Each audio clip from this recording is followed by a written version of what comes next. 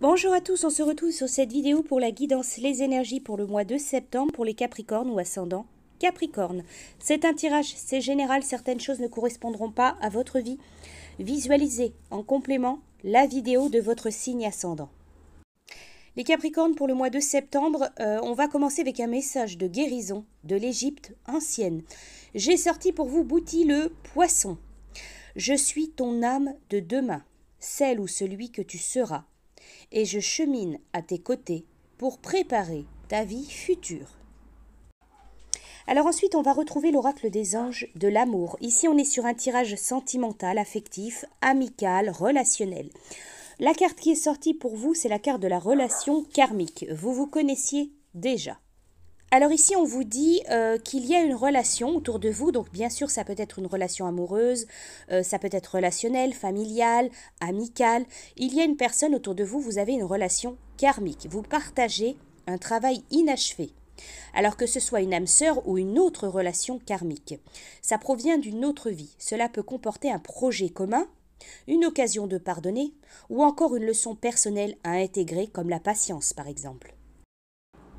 Le magnétisme qui rapproche deux personnes dépasse la logique, car le but de la relation est d'apprendre et de guérir. Que ce soit une âme sœur ou une autre relation karmique, on vous dit que donc cette personne et vous, vous en tirez des leçons personnelles et spirituelles qui vous feront grandir. Les régressions dans les vies intérieures peuvent également vous aider, vous apporter des réponses à vos questions. Alors ensuite, avec l'oracle demandé à votre ange, pour vous c'est l'archange Métatron pour votre mois de septembre. On vous parle de terre et ciel. Le ciel et la terre, l'humain, le divin, la chair et l'esprit, ces polarités sont souvent considérées comme étant totalement différentes et pourtant aucune ne peut exister sans l'autre. Cette vérité nous permet d'être réellement libres lorsque nous l'avons intégrée.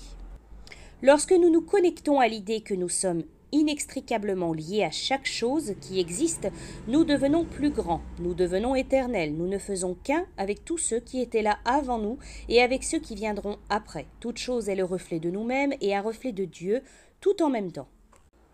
Lorsque nous réalisons que nous existons dans cet état d'unité, nous avons accès au pouvoir, au potentiel que nous possédons dans cet espace.